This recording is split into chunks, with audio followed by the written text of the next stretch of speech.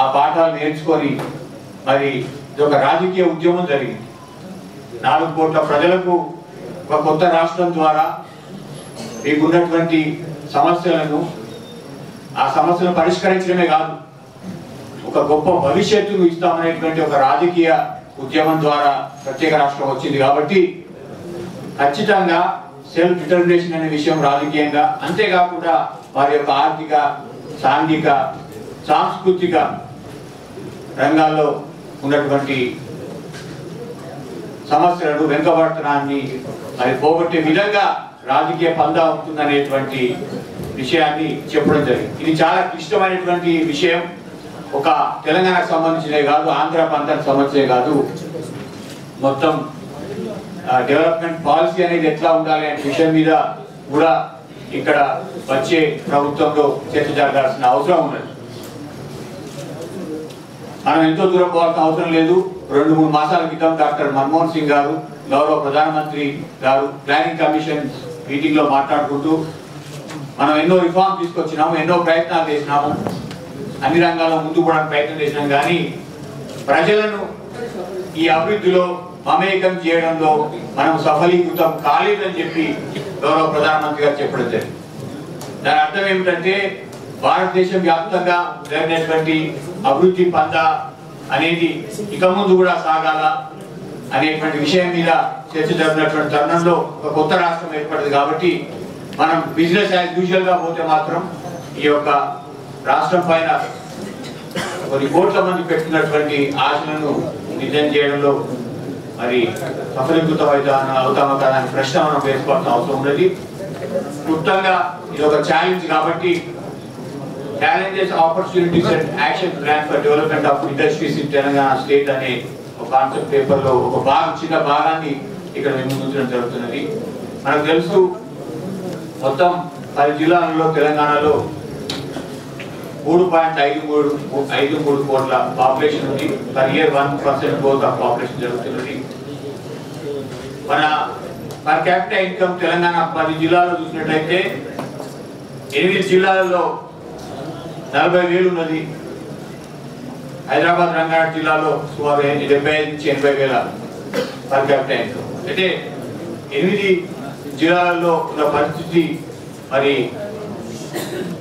వాస్తవంగా చూసినట్టయితే అక్కడ 70% ప్రజానికం పేదరికంలో ఉన్నారు. 20,000 మరి వాళ్ళకు ఆదాయం సంవత్సరానికి ఉన్నటువంటి పరిస్థితులు. కాబట్టి ఈ 20,000 ఆదాయంతో ఉన్నటువంటి పెద్ద మొత్తంలో ఉన్నటువంటి గ్రామీణ ప్రజానికాన్ని అభివృద్ధిలో భాగస్వామ్యం చేయడం అనేది పెద్ద ఛాలెంజ్ గా ఉంటుంది. దీన్ని మరి ముందుకోవాలంటే మనకున్నటువంటి ఇప్పటి పరిస్థితులలో జీడిపికి అగ్రికల్చర్ 20%, మ్యానుఫ్యాక్చరింగ్ 20-25%, సర్వీసెస్ 55-60% ఉన్నది. కాబట్టి నాకు తెలుసు సర్వీసెస్ సెక్టర్ ముందుకు పోవాలంటే actually primary and secondary sector లో కూడా పెద్ద ఎత్తున గ్రోత్ జరిగితేనే మరి సర్వీసెస్ సెక్టర్ కు డిమాండ్ ఉంటుంది. కాబట్టి ప్రైమరీ సెక్టర్ లో గ్రోత్ కొంతమంది జరగడం కష్టం అంటున్నారు, కానీ ప్రైమరీ సెక్టర్ లో వాస్తవంగా వ్యవసాయ రంగంలో పెద్ద ఎత్తున అభివృద్ధి జరగాల్సిన అవసరం ఉంది.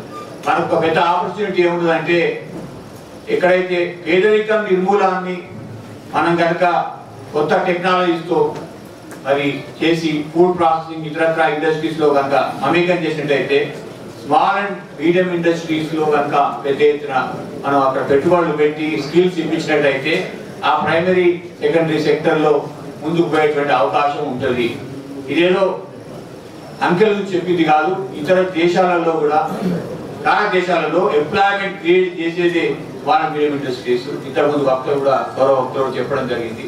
అయితే ఇంత పేదరికం ఉన్నటువంటి తెలంగాణలో, గ్రామీణ ప్రాంతంలో 70-80% ఉన్నటువంటి తెలంగాణలో అట్లాంటి పందా అయితేనే మనం ముందుకు పోయేటువంటి అవకాశం ఉంటుంది. మనకు మార్కెట్ వస్తుంది. మ్యానుఫ్యాక్చరింగ్ కూడా మ్యానుఫ్యాక్చరింగ్ చేస్తే 20-30 మంది క్రీమ్ లేయర్ మాత్రమే దాన్ని ఉపయోగించిన అవకాశం ఉంటుంది తప్పితే మనకు అంతకంటే పెద్ద ఉండదు. కాబట్టి ఎప్పుడైతే వీళ్ళందరూ కూడా ట్యాక్స్ పేర్ అవుతారో, వీళ్ళ యొక్క ఇన్కమ్స్ పెరుగుతాయో గ్రామీణ ప్రాంతాల్లో, అప్పుడే మ్యానుఫ్యాక్చరింగ్ సెక్టర్ ఒక key growth of the economy అయ్యే అవకాశం ఉంటుంది. ఈ యొక్క కాంబినేషన్ మనం అర్థం చేసుకోకపోతే ఈ డెవలప్మెంట్ పాత్ ఎట్లా అవుతుంది అంటే మళ్ళీ డాక్టర్ మన్మోహన్ సింగ్ గారు చెప్పినట్టు కొంతవరకు అభివృద్ధి జరుగుతుంది, ప్రజలు మాత్రం మరి ఎక్కడ ఉన్న వాళ్ళు అక్కడ ఉంటారు, డబ్బు ఉన్న వారికి లేని వారికి పెద్ద ఎత్తున వ్యత్యాసం వస్తుంది. కాబట్టి ఏదో లెఫ్టిస్ట్ పాలసీ అనుకుంటున్నారేమో కొంతమంది, ఇది లెఫ్టిస్ట్ పాలసీ కానే కాదు. డెవలప్ కంట్రీస్ లో కావాలని చెప్పి వాళ్ళు చాలా క్రిటికల్ గా అనలైజ్ చేసినటువంటి మరి స్ట్రాటజీస్లలో try to involve people in so to say people's economy, not just corporate sector లో పెట్టినంత మాత్రాన వాళ్ళకి ఉద్యోగాలు వస్తాయనేటువంటి భ్రమ మనకు చాలా వరకు దొరికింది. కాబట్టి it should be basically based on people centred policies. అది ఈ ఉద్యమం కూడా కోరుకున్నది. Politically we all have a mandate so to say to create jobs, to create opportunities, to create employment in the rural areas. కాబట్టి వాళ్ళ ఆ sector తో మనం చేస్తేనే మరి మ్యానుఫ్యాక్చరింగ్ సెక్టర్ కూడా పెద్ద బూస్ట్ వచ్చే అవకాశం ఉంటుంది, సర్వీస్ సెక్టర్ కూడా బూస్ట్ వచ్చే అవకాశం ఉంటుంది. కాబట్టి మనం ఎలాంటి డెవలప్మెంట్ పాలసీ తీసుకుంటాం అనే దాని మీద తీవ్రమైనటువంటి మరి చర్చ జరగాల్సిన అవసరం ఉంది. జీడిపి మనకు ఇక్కడ మాకున్నటువంటి చాలా మంది మిత్రులు చేసినటువంటి మరి పరిశోధన ద్వారా 12% జీడిపి మనకు తప్పకుండా అవసరం ఉంటుంది. ఎందుకంటే 3,50,000 మంది ప్రతి సంవత్సరం వర్క్ ఫోర్స్ గా యాడ్ అవుతున్నారు. అగ్రికల్చర్ లో మైగ్రేషన్ ఉంది. కాబట్టి 5 లక్షల జాబ్స్ ప్రతి సంవత్సరం కూడా క్రియేట్ అటువంటి న్యూ జాబ్ కొత్త జాబ్స్ లలో ఉండాల్సిన అవసరం ఉన్నది. మ్యానుఫ్యాక్చరింగ్ సెక్టర్ లో స్మాల్ మీడియం ఇండస్ట్రీస్ లో మ్యానుఫ్యాక్చరింగ్ సెక్టర్ లో సర్వీస్ సెక్టర్ లో ఉంటాయి. కాబట్టి మ్యానుఫ్యాక్చరింగ్ సెక్టర్ లో కూడా పెద్ద ఎత్తున జాబ్స్ వచ్చే విధంగా మనం కృషి చేయాల్సిన అవసరం ఉంది. అంతేకాకుండా మనకు ఉన్నటువంటి ఇండస్ట్రీస్ కనుక వచ్చినట్టయితే ఇవాళ ఉన్నటువంటి కార్యక్రమానికి మనకు ఎస్టాబ్లిష్ స్ట్రెంగ్స్ ఎక్కడ ఉన్నాయి మీ అందరికీ తెలుసు. మరొకసారి క్లుప్తంగా చెప్తాను. ITS, pharmacy, machine tools, special purpose machines, defence related electronics, cement and building materials, agriculture, horticulture, poultry. కాబట్టి ఈ రంగాలలో ఉన్నటువంటి మనకు కంపారిటివ్ కాస్ట్ అడ్వాంటేజ్ కానీ స్కిల్స్ కానీ స్ట్రెంగ్స్ కానీ ఉన్నాయో వీటిని కాపాడుకుంటూ పొలిటికల్ మ్యాండేట్ గా మనకైతే స్మాల్ అండ్ మీడియం ఇండస్ట్రీస్ ఎక్కడైతే అవసరం ఉన్నాయో మిగతా 8 జిల్లాలలో హైదరాబాద్ రంగారెడ్డి జిల్లాలలో ఉన్నటువంటి నేను ఎప్పుడు కూడా ఇప్పుడు ఆ పీపుల్స్ మ్యాండేట్ లో వాళ్ళకి ఎంప్లాయ్మెంట్ క్రియేట్ చేయడం, వాళ్ళ పేదరికం పోయేటువంటి విధంగా వాళ్ళ గ్రోత్ లో ఏ విధంగా మమేకం కావాలనే ఉద్దేశంతో ఈ యొక్క డాక్యుమెంట్ తయారు చేసినాం. కాబట్టి ఆ ఉద్దేశంతో ఆ స్పెక్టికల్స్ తో నేను మాట్లాడుతున్నాను. కాబట్టి ఇవన్నీ చేయడానికి కూడా రకరకాలైన అవసరాలు ఉన్నాయి. ఫార్మసీ ఫర్ ఎగ్జాంపుల్ మీకు తెలుసు, ఎన్వైరన్మెంటల్ లాస్, ఎన్వైరన్మెంటల్ ప్రొటెక్షన్ లేకుంటే ఇక్కడ మనకు ముందుకు పోయేటువంటి అవకాశం లేదు. ఈ విధంగా ఐటీ ఎలక్ట్రానిక్స్ లో కూడా చాలా మరి డాక్యుమెంట్ పేపర్ లో రకరకాలైనటువంటి మరి ప్రపోజల్స్ వచ్చినాయి.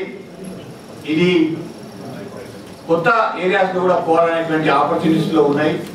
అదే కాకుండా ప్రతి మండలానికి ఒక క్లస్టర్ గా 447 మండల్స్ లో మనకు ఐడెంటికల్ యూనిట్స్ మనం అంత తీసుకున్నట్టయితే ఒక 10,000 గ్రామాలకు అవకాశం ఇచ్చేటువంటి మరి క్లస్టర్స్ ఈచ్ క్లస్టర్ డెవలప్ చేయాలనేటువంటి ఒక మోడల్ కూడా ఇందులో వచ్చింది. దానికి ముఖ్యంగా ఆక్వర్డ్ ఫుడ్ ప్రాసెసింగ్ అంటే వాల్యూ చైన్స్ ఏవైతే ఉన్నాయో ఆ వాల్యూ చైన్స్ ను డెవలప్ చేసుకుంటూ మరి ఈ small and medium industries food processing లో ఎంప్లాయ్మెంట్ క్రియేట్ చేసే కరెక్ట్ ఫిగర్స్ కూడా మనకు వాటికి ఇవ్వడం జరిగింది. ప్రతి మండలంలో ఎంత ఇన్వెస్ట్ చేయాలి, ఎంత వరకు మనకు 10 crores ఇనిషియల్ గా ఒక మండలం ఇన్వెస్ట్ చేయాలి ఫస్ట్ 2 years, ఆ తర్వాత 50 crores per cluster in 10 years.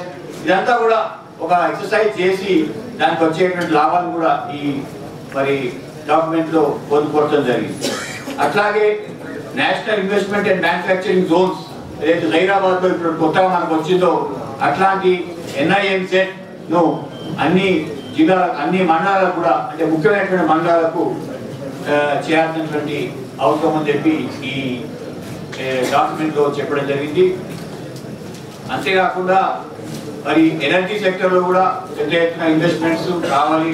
Solar energy, fuel, alcohol, biodiesel దాంట్లో అవకాశాలు ఉన్నాయి. కాబట్టి వాటి కూడా చేయాల్సినటువంటి అవకాశం ఇందులో పొందుపరచడం జరిగింది.